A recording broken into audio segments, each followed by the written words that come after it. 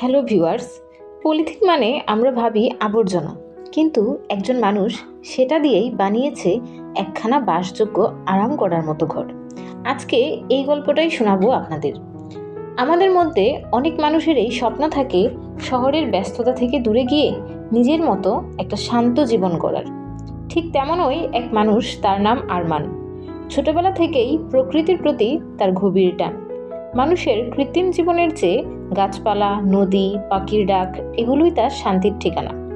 একদিন হঠাৎ করেই আরমান সিদ্ধান্ত নেয়, আর না, সে এবার নিজের ছুটির দিনটা অন্যরকম করে কাটাবে। আর কোনো ইট পাথরের বিলাসিতা নয়, সে যাবে প্রকৃতির মাঝে, নিজ হাতে তৈরি করবে শান্তির আশ্রয়। জঙ্গলের এক নির্জন জায়গায় সে শুরু করে তার যাত্রা। সাথে নিয়ে যায় শুধুমাত্র একটি পলিথিন শিট, এবং সেটি দিয়েই সে তৈরি করবে তার ছুটির দিনটি আয়েশ করে কাটানোর মতো একটি ঘর। আপনারা দেখতে থাকুন সম্পূর্ণ ভিডিওটি। প্রথমেই সে একটি সুন্দর জায়গা বাছাই করে নিল তার ঘরটি তৈরি করার জন্য। দেখুন, এখানে জায়গাটি এত সুন্দর। এখানে একটি খালের ব্যবস্থা আছে যেখান দিয়ে পানি যাচ্ছে, এবং তার উপরেই কিন্তু গাছকে কেন্দ্র করে সে তার ঘরটি তৈরি করবে।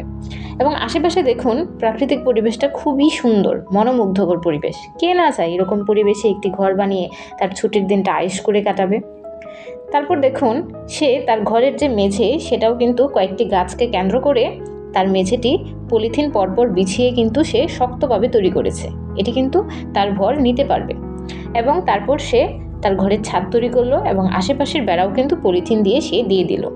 এখানে বৃষ্টি আসলেও তার এখন কোনো সমস্যা হওয়ার কথা না, কারণ সে পলিথিনগুলো এত সুন্দর করে পেঁচিয়ে দিয়েছে যেন বৃষ্টির জল ঢুকতে না পারে।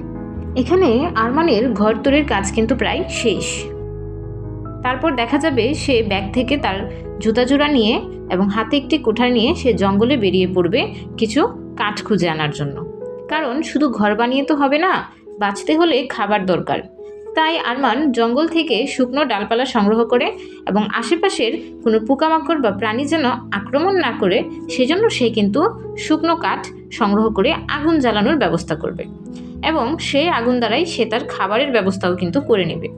তারপর দেখা যাবে সে একটি লাইটার দিয়ে সুন্দর করে কিছু খড়কুটো সংগ্রহ করে তার দ্বারা আগুন জ্বালালো। আগুন জ্বালানোর কাজ শেষ হওয়ার পরে দেখা যাবে যে সে তার ঘরে বিশ্রাম নিচ্ছে, এবং যখনই সন্ধে এগিয়ে আসবে সে কিন্তু তার রাতের যে খাবার সেটির ব্যবস্থা করে নেবে। সে কিছু মাংস নিয়ে নিল, এবং সেগুলোকে সে কিন্তু আগুনে পুড়িয়ে খাবে। জীবনে সবসময় বড় কিছু দরকার হয় না। যদি তোমার মনটা বড় হয়, তাহলে তুমি অল্প জিনিস দিয়েই গড়ে তুলতে পারো অসাধারণ কিছু। এই ভিডিওটা যদি আপনাকে একটু হলেও অনুপ্রেরণা দেয়, তাহলে লাইক, কমেন্ট ও একটি শেয়ার করতে ভুলবেন না। কার কার এমন ঘরে একদিন কাটানোর ইচ্ছে আছে কমেন্টে সবাই জানাবেন। ধন্যবাদ সকলকে।